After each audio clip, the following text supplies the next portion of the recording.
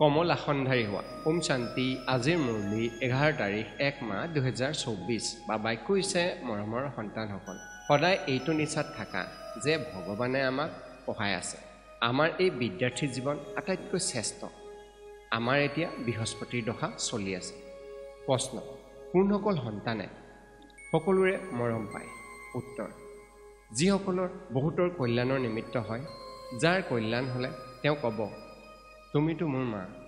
সেয়েহে নিজে নিজক চোৱা, মই কিমানৰ কল্যাণ কৰোঁ। পিতাৰ বাৰ্তা কিমান আত্মাক দিওঁ। পিতা পয়গম্বৰ। তোমালোক সন্তানসকলো পিতা বাৰ্তা দিব লাগে। সকলোকে কোৱা যে দুজন পিতা আছে। বেহদৰ পিতা আৰু উত্তৰাধিকাৰক স্মৰণ কৰা। ওম শান্তি। ধাৰণাৰ বাবে মুখ্য সাৰ 1। লক্ষ্য উদ্দেশ্য সন্মুখত ৰাখি পুৰুষাৰ্থ কৰা।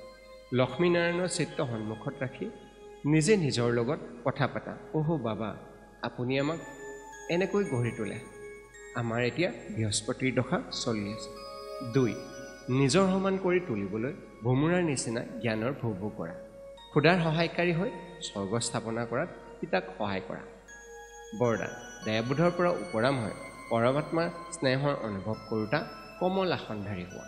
শ্লোগান, তোমাৰ বিশেষত্ব বা গুণ হৈছে প্ৰভুৰ প্ৰসাদ। সেয়েহে মোৰ বুলি ভবাটোৱেই দেহ অভিমান। ওম শান্তি।